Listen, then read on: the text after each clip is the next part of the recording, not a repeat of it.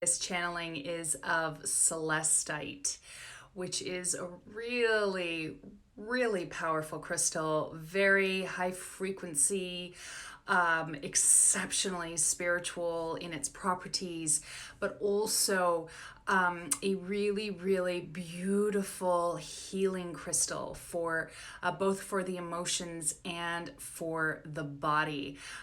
This has been a crystal that's been very intrinsic in my professional crystal healing work over the years, just because of how deeply powerful and effective it is for people on a number of levels. So and as you can see, this is a nice, big, beautiful piece of celestite. So without further ado, I'm going to begin to tune in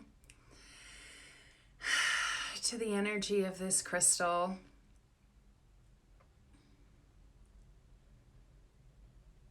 And again, right away, prana activation, Reiki activation in the opposite hand as this crystal's energy moves through my system very quickly. And there's a beautiful, soothing vibration to celestite. It feels almost like cool water that's washing over you.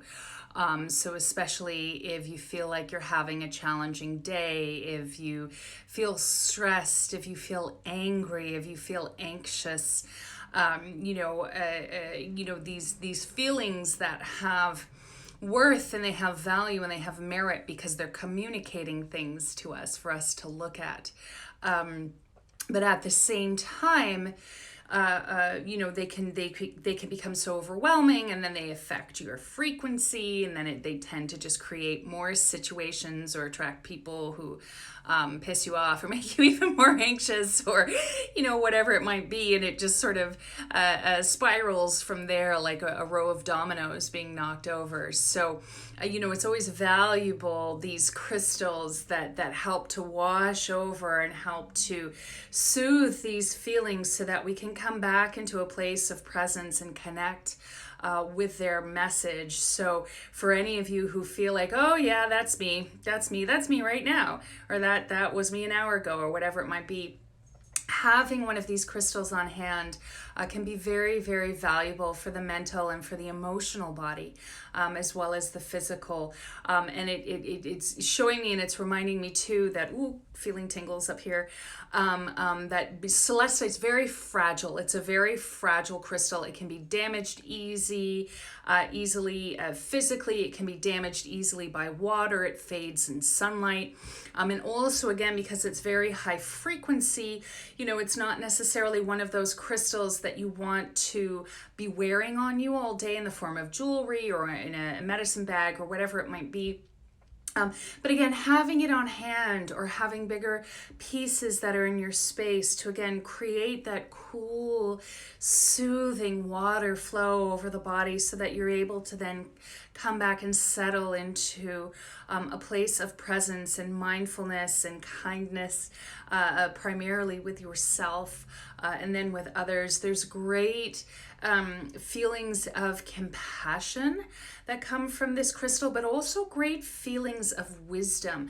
And what it's showing me, it's really kind of powerful because it connects us with so many different levels and aspects of ourselves, in terms of not just our higher spiritual and mental selves, but also the emotional self. It really kind of, the word enrapture comes through, but enrapture or envelops us in its energy so that, we're more fully in alignment with ourselves as we move along on our spiritual path.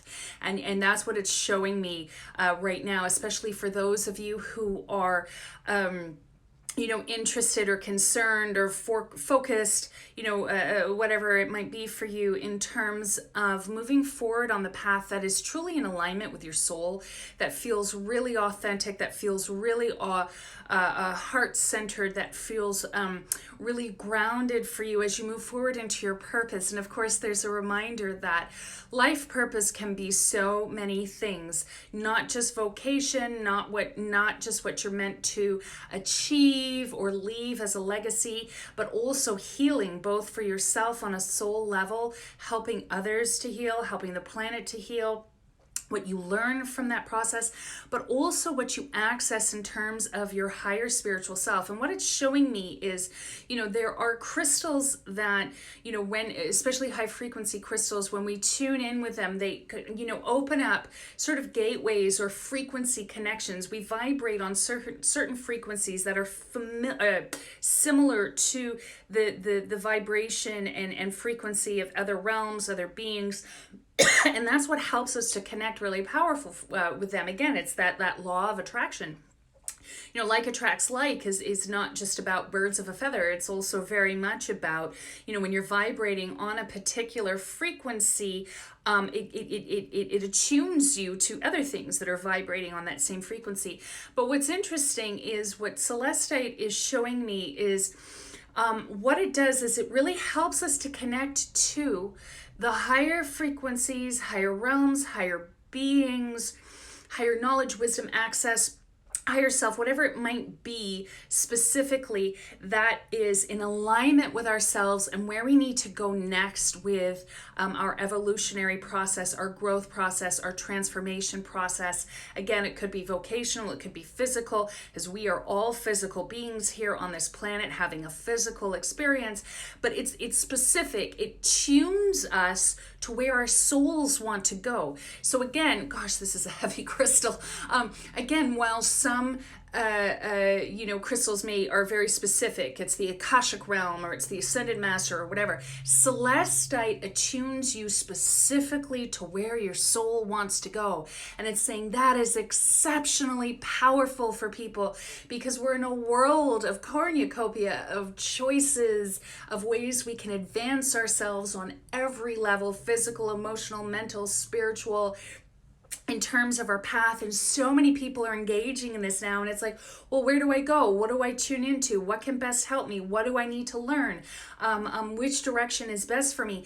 And this crystal helps you to tune into that. So it's exceptionally powerful. The one thing that it's showing me is that it requires a certain measure of trust, and trusting your intuition, and trusting where you're guided, and not just even consciously, but where you might be guided subconsciously, unconsciously. So in other words, not fully knowing, because they're saying there seems to be more than one consciousness that's coming out of this crystal. They're saying that that's such a key component of the path of mastery. We're so attached to knowing, but it's when we're in the unknowing, the not knowing, that greater things can come into our experience. Oh, I'm getting chills everywhere. And we can come into greater parts of ourselves. And so it's embracing the not knowing.